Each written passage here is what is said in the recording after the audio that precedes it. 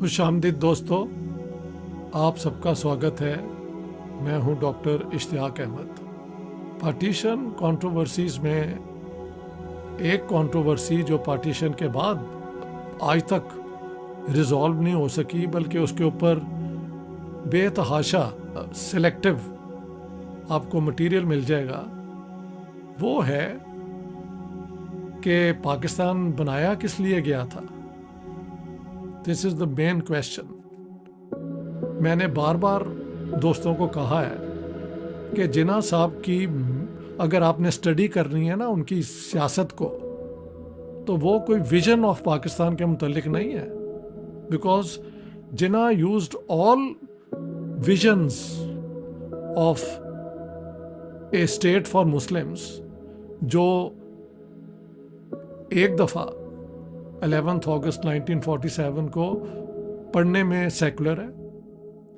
کئی ان کی سٹیٹمنٹس ہیں بار بار، انکلوڈنگ اسلامک اسٹیٹ کا استعمال، یہ جو ہے فریز انہوں نے استعمال کی ہے فار پاکستان، اور جو ان کی ذرا پڑھے لکھے لوگوں کے ساتھ، برٹش ایڈمنسٹریشن کے ساتھ، ایون کانگریس کو کاؤنٹر کرنے کے واسطے یہ تھا کہ اسلام تو ماڈرن بھی ہے، ڈیموکریٹک ہے، ڈیموکریسی تو ہمارے خون میں ہے۔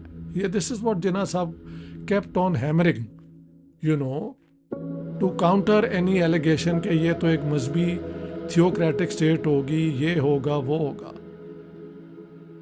تھیوکریٹک اسٹیٹ جناح صاحب نے کہا بالکل نہیں ہوگی، کریکٹ، لیکن ڈز اٹ مین کہ it would be a democracy؟ the answer has to be no۔ میں نے اس کو بھی کتاب میں ڈیل کیا ہے کہ اگر مسلمان کہتے ہیں کہ ہماری اسٹیٹ تھیوکریٹک نہیں ہوتی، تو اس کا یہ مطلب نہیں ہوتا کہ وہ کوئی سیکولر یا ڈیموکریٹک اسٹیٹ ہوتی ہے، ناٹ ایٹ آل۔ اس پہ ایک الگ ویڈیو بنایا جائے گا۔ آج کا سوال ہے کہ جب یہ سوال اٹھا کہ بھی پاکستان تو بن گیا ہے، اب کیا کیا جائے اس کے ساتھ، تو کیا جناح کے پاس کوئی ویژن تھی؟ My answer is no. There are as many visions about Pakistan as there are speeches of Jinnah that you can find and quote to your advantage۔ یعنی اگر آپ اسلامسٹ ہیں تو وہ سپیچز بھی مل جائیں گی، اگر آپ سیکولر ہیں تو ایک سپیچ تو ان کی ہے، اور اگر آپ مسلم ڈیموکریٹک ہیں، ماڈرنسٹ ہیں، تو وہ بھی کئی سپیچز ہیں۔ سو دیر از نو کنسسٹنٹ اور coherent vision about Pakistan that Jinnah had۔ If I were to choose of the three, I would say he was a Muslim modernist۔ لیکن کیا مسلم ماڈرنسٹ کوئی ایک ایلیگنٹ پوزیشن ہے، یہ کہ it is neither fish Noor foul? یہ سوال آگے چل کے ہوگا، ناٹ ٹوڈے۔ آج کا سوال ہے کہ آبجیکٹیوز ریزولوشن جو 7 مارچ 1949 کا تھا، اس میں کیا کہا گیا اور کیا آرگومنٹس بنی؟ دیکھیں، جناح صاحب نے کوئی کانسٹیٹیوشن پہ کام نہیں کیا۔ ایک کمیٹی بنی تھی جس کا اپیرنٹلی وہ رسمی طور پہ ہیڈ بنایا گیا تھا جوگندر ناتھ منڈل جی کو، جو لا منسٹر تھے، لیکن اس پہ ایک دن کام نہیں ہوا، nothing. I checked all the record, really. تو اس کے بعد پھر جب لوگوں نے پریشر ڈالا، اور جناح صاحب پہ بہت پریشر تھا کہ آپ نے اسلام کے نام پہ یہ اسٹیٹ لی تھی، اسلامک اسٹیٹ کا کوئی بلو پرنٹ تو بنائیں۔ جناح اوائڈڈ دیٹ اور کہا کہ یہ کنسٹیٹیوئنٹ اسمبلی ڈیسائیڈ کرے گی۔ I'll make a special video on that۔ اب آ جاتے ہیں آبجیکٹیو ریزولوشن پر۔ تو پرائم منسٹر نوابزادہ لیاقت علی خان نے 7 مارچ 1949 کو فائنلی ایک آبجیکٹیو ریزولوشن موو کیا۔ یاد رہے کہ انڈین نیشنل کانگریس نے یہ آبجیکٹیو ریزولوشن 13 دسمبر 1946 کو انٹروڈیوس کیا تھا، اور اس پہ بحث ہوتی رہی، اور 1947 میں اس کو کمپلیٹ کر لیا گیا، آبجیکٹیو ریزولوشن کو، ہندوستان کی آزادی سے پہلے۔ ہندوستان پاکستان بننے سے پہلے انڈین نیشنل کانگریس نے اپنا آبجیکٹو ریزولوشن تیار کر لیا تھا. انٹروڈیوس ہوا تھا 13 دسمبر 1946 کو. تو اب ہم نے بھی یہی کرنا تھا, آبجیکٹو ریزولوشن. آبجیکٹو ریزولوشن میں اور very interesting law minister Jogendra Nath Mandal نے یہ پیش نہیں کیا, which I think would have been the appropriate thing to do. Prime minister Liaquat Ali Khan نے کیا. یہ بھی رائٹ ہے ویسے پرائم منسٹر کا کہ وہ چاہے تو کرے.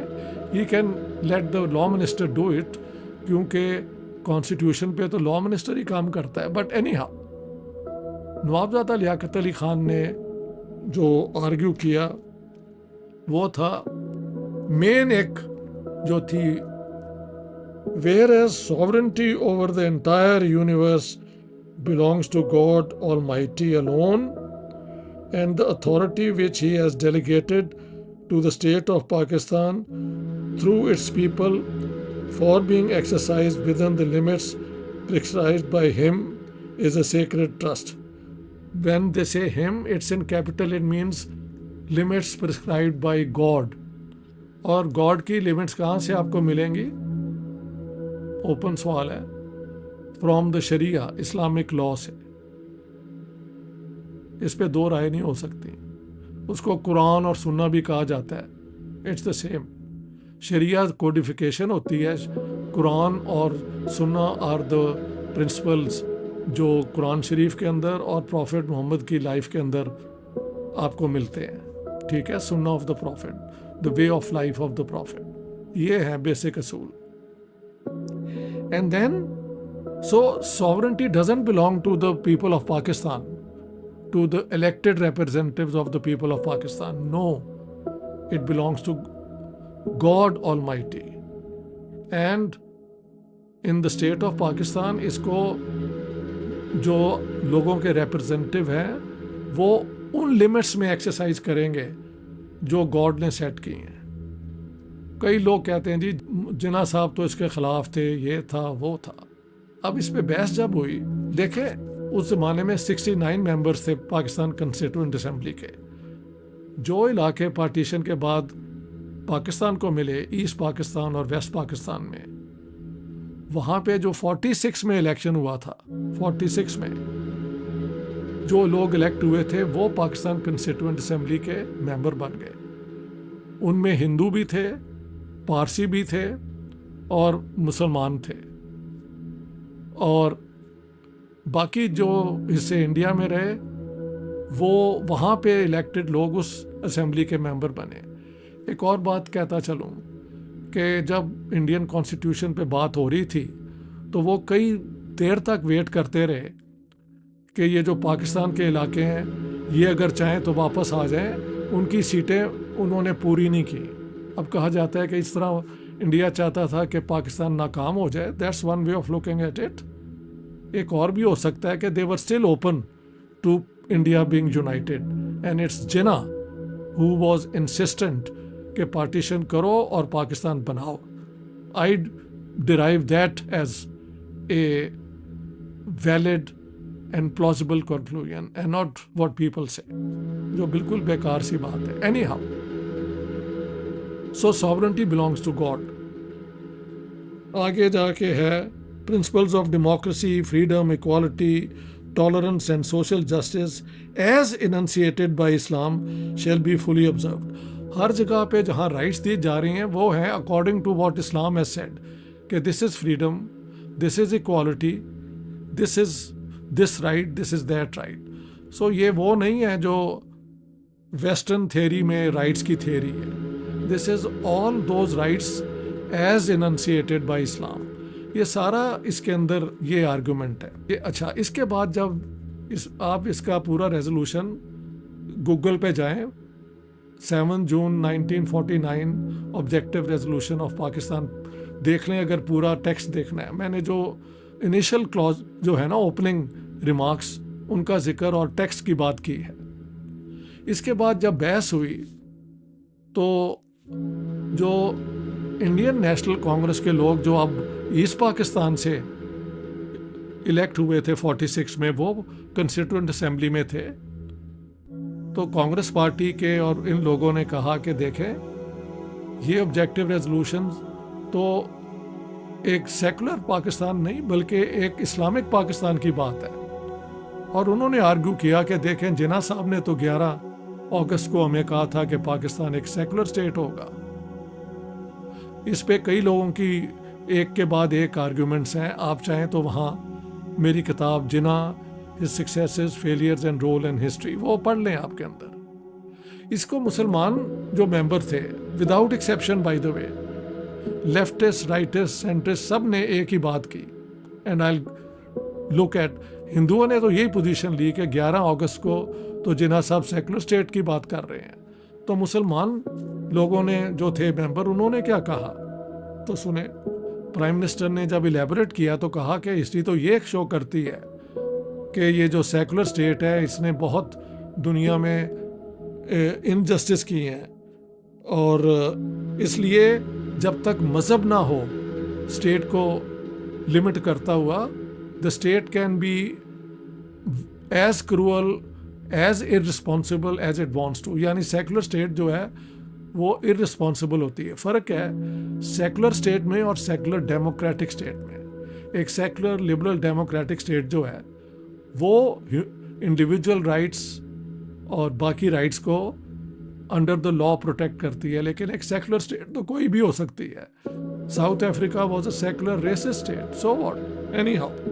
اس کے بعد یہ بیچارے کانگریس کے جو ممبر تھے یہ بات کرتے رہے. Nobody give them much of a position. اس کے اندر بہت لوگ پھر بولے. ڈاکٹر اشتیاق حسین قریشی جو ویسے پیچھے سے دہلی سے تھے وہ بعد میں کراچی یونیورسٹی کے وائس چانسلر بنے اور فیڈرل ایجوکیشن منسٹر بھی رہے. انہوں نے کہا کہ یہ جو امینڈمنٹس کانگریس والے کر رہے ہیں کہ ان کو سیکولر کیا جائے اسلامک کلازز یہ ختم کیا جائے یہ بالکل بے معنی ہے. اسلام تو ہے ہی ڈیموکریٹک. تو ہم آئی اپوز آل دیز یہ جو امینڈمنٹس لے کے آئے ہیں.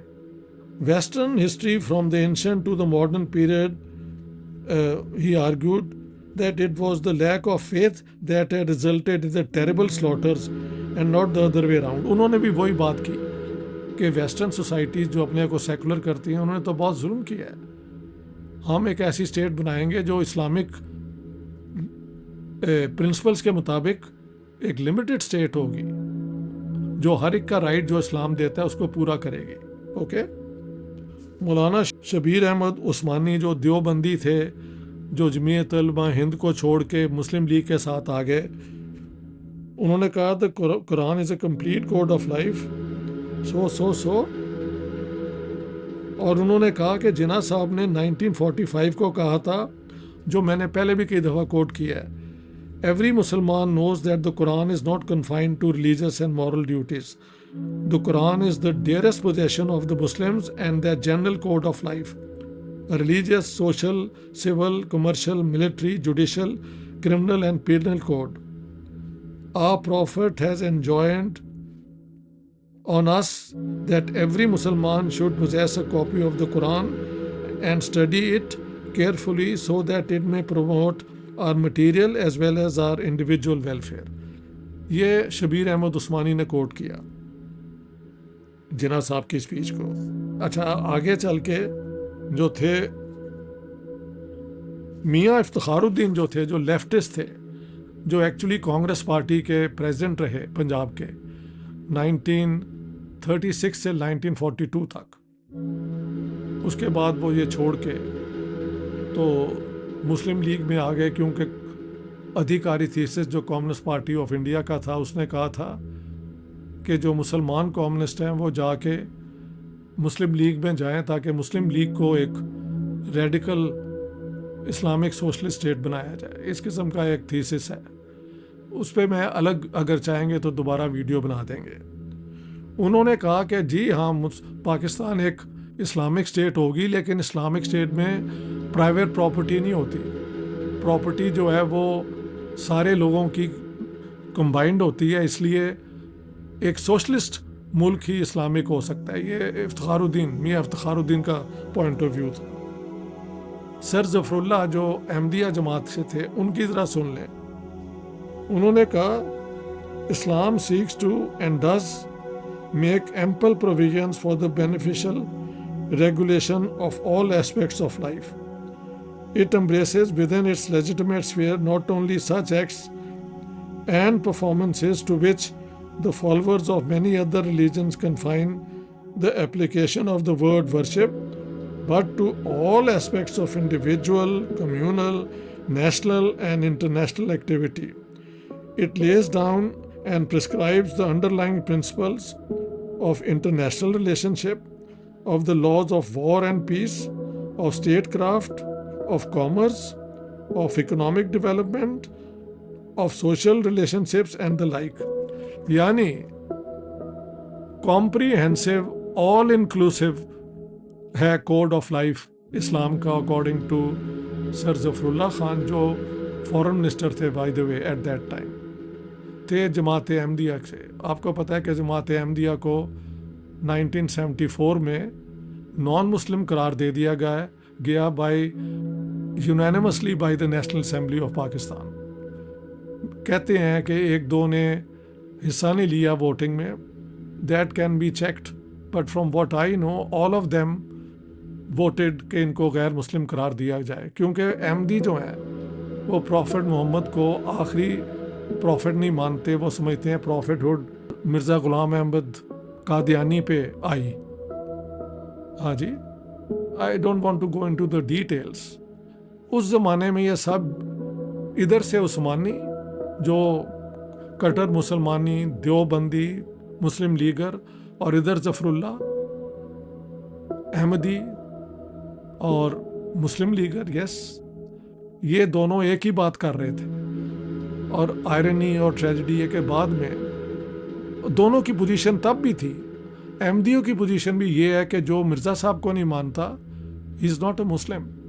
ادھر سے جو باقی مسلمان ہیں سنی انکلوڈنگ شیعہ, وہ ان کو نہیں مانتے احمدیوں کو کہ یہ پروفٹ کے بعد پروفٹ ہوڈ کنٹینیو کرتے ہیں, تو یہ تو اسلام کے بیسک پرنسپلس کے خلاف ہے. ہاں جی, اس قسم کی باتیں ہوئیں.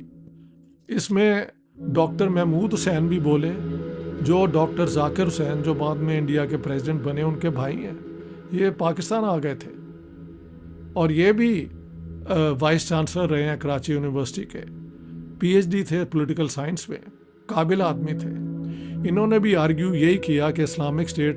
اچھا, ان سب لوگوں نے اس میں ڈاکٹر عمر حیات وہ جو پنجاب کے ایجوکیشنسٹ تھے انہوں نے کہا کہ, اور ڈاکٹر محمود حسین اور ان سب نے ایک اور بات کی کہ دیکھو ہمیں تو جناح صاحب یہی کہتے رہے ہیں کہ پاکستان جو ہے وہ ایک آئیڈیل مسلم اسٹیٹ ہوگا. تو اگر ہندوؤں کو یہ خیال ہے کہ انہوں نے کہا تھا سیکولر اسٹیٹ ہوگا, تو the Hindus are a minority. Pakistan تو بنا ہی مسلمانوں نے بنایا اور مسلمانوں کے لیے بنا. ہاں جی, تو اس پہ کلیم تو مسلمانوں کا ہے اور ہم اسے آئیڈیل مسلم اسٹیٹ بنائیں گے. اس کے اندر چودھری نذیر احمد خان جو بعد میں پاکستان کے اٹارنی جنرل بنے وہ بھی بولے. اس میں حسین شہید سہروردی کی شاید بیٹی اور ان کی ہمشیرہ بیگم سلیمان بھی بولی. انہوں نے بھی کہا کہ یہ وہ اسٹیٹ نہیں ہے جو ہم چاہتے تھے, لیکن یہ اسلامک اسٹیٹ ٹھیک ہے, یہ ہے وہ ہے, اس قسم کی باتیں. تو بات یہ ہے کہ آبجیکٹو ریزولوشن جو ہے, جو لوگ جناح کو کہتے ہیں نا سیکولر, وہ کہتے ہیں جی یہ تو بریک تھا جناح سے کی لیگیسی سے. میں نے اس ڈیبیٹ میں دکھایا کہ that's not true. Without exception all the Muslims who took part from left to right, right to left, all of them supported کہ پاکستان ایک اسلامک اسٹیٹ ہوگی. لیفٹسٹ کہتے تھے کہ یہ ایک سوشلسٹ اسٹیٹ ہوگی, باقی کہتے تھے کہ یہ ایک مسلم آئیڈیل اسٹیٹ ہوگی. شبیر احمد عثمانی کے مطابق وہ ایک شریعہ باؤنڈ اسٹیٹ ہوگی. According to Zafarullah also it will be a comprehensive Islamic state. اور یہ دیکھیں بعد میں 60s میں جب سیکولر اسٹیٹ کا آئیڈیا دوبارہ پاکستان میں اس پہ ڈسکشن ہوئی تو بہت مودودی جو جماعت اسلامی کے ہیں اور مرزا بشیر الدین محمود جو یہ احمدی جماعت کے خلیفہ تھے، both are come out in public against a secular state. تو پتہ نہیں پاکستان میں یہ سیکولرسٹ کیا وداؤٹ پراپر اسٹڈی باتیں کرتے ہیں، یہ ہے وہ ہے. سو what I tried to show was کہ Jinnah had no vision because the discussion on the objective resolutions brings that forth very clearly and there is no room for any confusion. میں یہاں پہ آج یہ ختم کر رہا ہوں. اگلی دفعہ ہم اس کو خاص طور پہ اسٹڈی کریں گے کہ کیا جناح صاحب اس کے کوئی ایسی ریٹن پیپر چھوڑ گئے تھے جہاں انہوں نے اپنی پاکستان کے اسٹیٹ بنانے کے متعلق کوئی آئیڈیاز پیش کیے تھے. We'll have a look at that. تو بہت بہت شکریہ دوستو، تھینک یو ویری مچ.